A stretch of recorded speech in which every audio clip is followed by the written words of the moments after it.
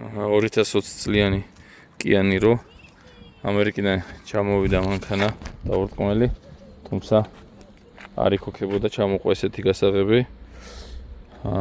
უმრავლესობა Kia Niro-ს ჩიპი არ აქვს.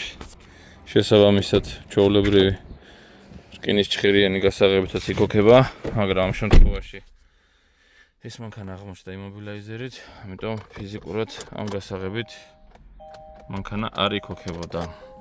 დაშალეს ელემენტები, ელექტრობა, მთელი ამბავი, ვერ დაქოქეს მანქანა. დავაპროგრამეთ ახალი გასაღები თავისი პულტით, ჩიპით და როგორც ხედავთ, მანქანა იქოქება.